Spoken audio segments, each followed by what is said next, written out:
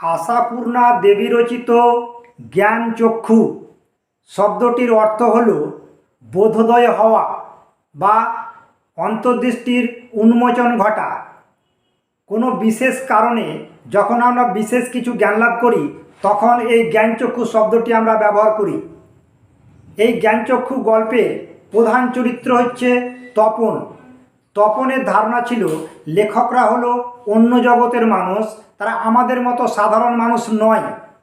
কিন্তু তপন যখন গ্রীষ্মের ছুটিতে তার ছোট মাসির বিয়েতে মামার বাড়ি গেলেন, তখন জলজান্ত একজন লেখককে চোখের সামনে দেখতে পেলেন।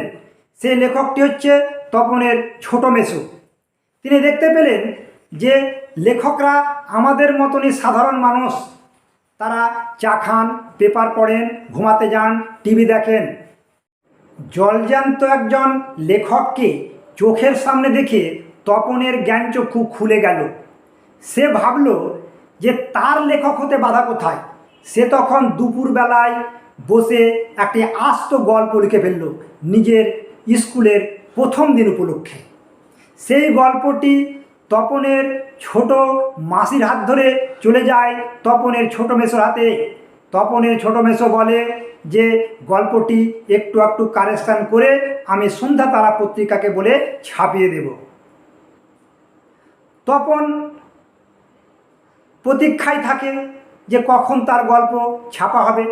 বিশেষ একটি দিনে তপনের সেই গল্প সন্ধ্যা তারা পত্রিকায় ছেপে বেরিয়ে এলো। তপন আনন্দে আত্মহারা, সবার হাতে ঘুরতে থাকে তপনের সেই সন্ধ্যা তারা পত্রিকা। অবশেষে তপনের হাতে যখন সন্ধ্যা তারা পত্রিকাটি আসে, তখন তপন সেই পত্রিকাটি দেখে হতবাক হয়ে যায়।